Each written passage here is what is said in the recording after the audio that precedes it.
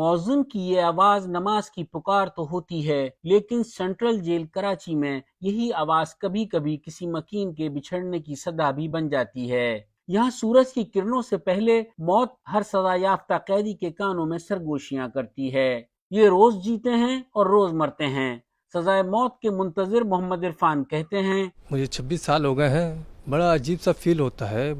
سزائے موت کے کیسز نہیں چلتے تو بس ہم روزانہ رات تلک ہم جو ہوتے ہیں ایک زندہ کی لاش کی طرح ہوتے ہیں، صبح تلک ہم دوبارہ سے نئے سرے سے کیا نام ہے زندہ ہوتے ہیں۔ ہمارے سامنے پتہ نہیں کتنے لوگوں کو پھانسی دے دی گئی ہے۔ یہ ویریفائڈ بن جائے تمام سزائے موت کے قیدیوں کے لیے کہ سزائے موت ملک پاکستان سے ختم کی جائے۔ تختہ دار پر لٹکنے سے قبل ان قیدیوں کی امیدوں کی آخری کرن سپریم کورٹ میں دائر کی گئی اپیل ہوتی ہے، اور ہر ڈوبتی شام کے ساتھ یہ کرن بھی دم توڑ دیتی ہے۔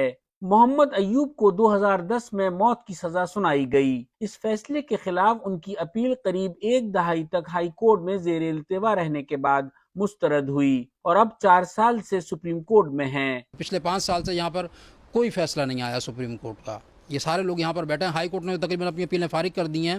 پنجاب کی اپیلیں چلتی ہیں، سندھ کی اپیلوں کا نمبر نہیں آتا ہے۔ سندھ کی اپیلیں 2015 کی اپیلیں پینڈنگ ہے، 16 کی اپیلیں پینڈنگ ہے، 17 کی پینڈنگ ہے، 18 کی میری اپیل ہے وہ پینڈنگ ہے، ساری اپیلیں پینڈنگ ہے۔ سپریم کورٹ کے اندر جا کے سب سے بڑا ایشو یہ ہوتا ہے کہ قیدیوں کو آسرا دے دیتے ہیں، لیو گرانٹ کر دیتے ہیں۔ ملکی سپریم کورٹ سے بھی اگر اپیل خارج ہو جاتی ہے تو پھر آخری صدر کو کی جانے والی اپیل ہوتی ہے کہ انہیں کسی قیدی کی سزائے موت کو ختم کرنے کا اختیار ہوتا ہے۔ لیکن اگر صدر کی جانب سے اپیل مسترد ہو جائے تو اس قیدی کا بلیک وارنٹ جاری ہو جاتا ہے، جس کے بعد اسے بیرک سے نکال کر ڈیتھ سیل میں منتقل کر دیا جاتا ہے۔ اس کمرے میں قیدی 7 روز رہتا ہے اور اپنے رشتہ داروں سے ملاقاتیں کرتا ہے۔ جیل حکام کے مطابق ایسے قیدیوں کا سلاخوں کے پیچھے دن تو کسی نہ کسی طرح گزر ہی جاتا ہے، لیکن اس ڈیتھ سیل میں ہر لمحہ موت کی طرح اذیت ناک ہوتا ہے۔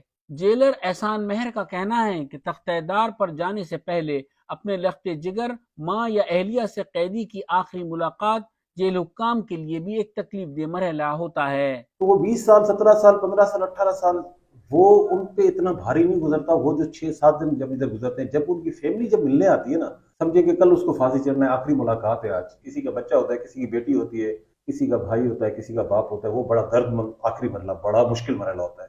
عدالت سے سزائے موت کی تاریخ ملنے کے بعد پھانسی گھاٹ کی صفائی ہوتی ہے اور قیدی کے وزن کے مطابق رسہ تیار کیا جاتا ہے۔ سینٹرل جیل میں کئی برسوں سے جلات کے فرائض انجام دینے والے اہلکار الطاف سنجرانی عرف لاہوتی نے ڈوائچے ویلے کو پھانسی کی تیاریوں کی بابت تفصیلات کچھ یوں بتائیں۔ سب سے پہلے اس کا بلیک وارنٹ آتا ہے۔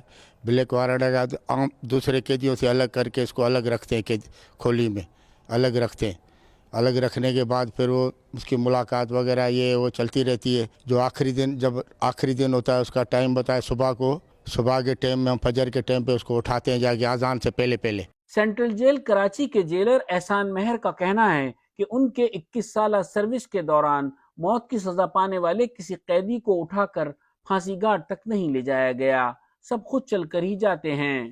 سزائے موت پر عمل درآمد دکھانے کے لیے یہ حصہ جیل کے ہی پھانسی کی سزا کے منتظر ایک قیدی جمال احمد کی مدد سے فلمایا گیا ہے کہ کس طرح ایک قیدی کو پھانسی گھاٹ تک لایا جاتا ہے اور تمام ضروری اقدامات کے بعد پھانسی گھاٹ کا تختہ کھینچ دیا جاتا ہے، اور یوں برسوں عدالتوں میں اپنی زیر التوا اپیلوں کا انتظار کرنے والا کوئی قیدی چند سیکنڈ میں موت کی نیند سو جاتا ہے۔ 150 سال قبل تعمیر ہونے والی اس کراچی سینٹرل جیل میں اب تک متعدد افراد کو پھانسی کی سزا دی جا چکی ہے۔